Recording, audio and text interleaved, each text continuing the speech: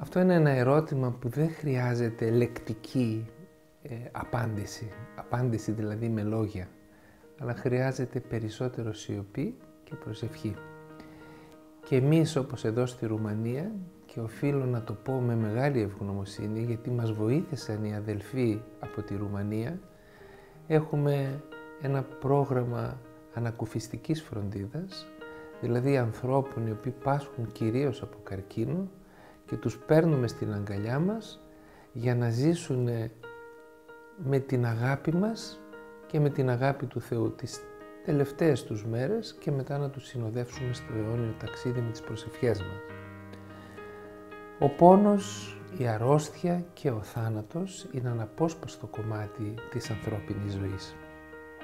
Αυτό που θα είχα να πω σε δύο μόνο λέξεις είναι ότι εμείς πιστεύουμε σε Θεό σταυρωμένο. Δηλαδή σε Θεό πονεμένο, αδικημένο, νεκρωμένο και μετά και αναστημένο. Δεν πιστεύουμε μόνο στον Θεό της μεταμορφώσεως, αλλά πιστεύουμε στον Θεό του Σταυρού και της Αναστάσεως. Και αυτή είναι η πορεία του Χριστού, αυτή θα είναι και η πορεία δική μας. Υπάρχει ένα ωραίο βιβλίο που λέγεται «Πρακτική επιστήμη του εσταυρωμένου», που σημαίνει το πώς ο κάθε πιστός προβάλλει τον πόνο του, τη δυσκολία του, την αγωνία του πάνω στο Σταυρό του Χριστού και αντλεί από τον εσταυρωμένο τη δύναμή του.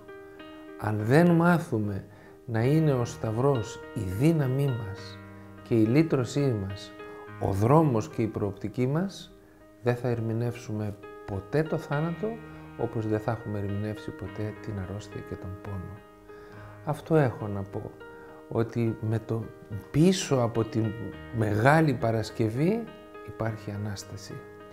Και πίσω από το δικό μας πόνο, τη δική μας δυσκολία και τον θάνατο, υπάρχει η ζωή και του Χριστού και η δική μας.